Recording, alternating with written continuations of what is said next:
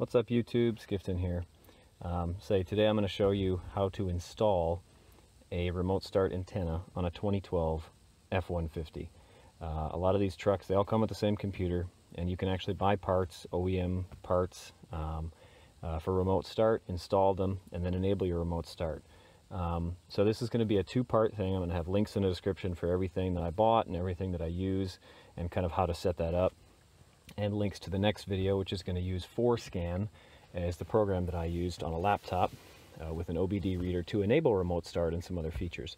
But we're going to show you the hardware installation. So the first thing you need to do is empty out your glove box. Your glove box actually opens up in an interesting way. You can see here there's a kind of a flexible tab, so you push that tab and it opens, and then you do the same thing on the other side and the glove box drops down. So that's why you got to make sure it's empty. And I've installed this antenna already, so I'm going to show you where it is.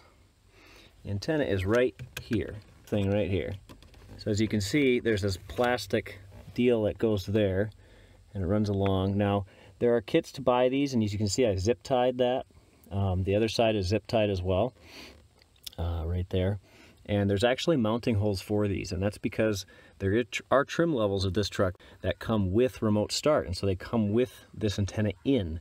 There's different antennas you can get. This is the regular range one. There's a long range one that mounts behind the rear view mirror, and you can look into that if you want to, but this one's been working fine for me. Now the second thing you need to do is open up this side. So what you do is you pop your fingers in this little vent here, pull open, and then just peel it out. It comes out really easy. Now this is the difficult part to kind of show everybody. There's a vent right here that moves, and if you can see this right here is that cable. That's the cable for the remote start. It comes with all these on it. There's not really a place to put those. You'd think that holes like this, but they're too big. So I just left it in there. There's a couple spots where I kind of tied it up just out of the way. But if I can get you to see where it's plugged in, it plugs in right there. Now this is actually the TPMS control module, and as you can see, it's plugged in right there. It's a 1-pin connector. I mean, it's really simple. It's a single one-way. It's actually kind of hard to get your fingers down in there, so you can remove that module, like pop it out. But I was able to get it plugged in, so you can see how it plugs in right there, and then it routes up. Now I've just kind of, routed it up and over, etc., so it kind of hangs out in there. And now you can see that that's the same cable that comes up, and I've just connected it to a kind of a white tab that was already there, and then it plugs in right at the back.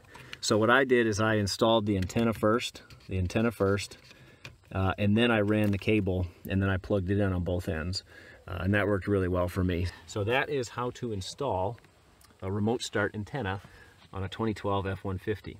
The next thing you're going to need to do is you're going to need to get yourself a remote start key fob. They also make standalone remote start buttons and that kind of thing, but I just got the standard. This is kind of the stock OEM version, but it's got the remote start. I'll put a link in the description for that, the one that I purchased as well. It's been working good for me.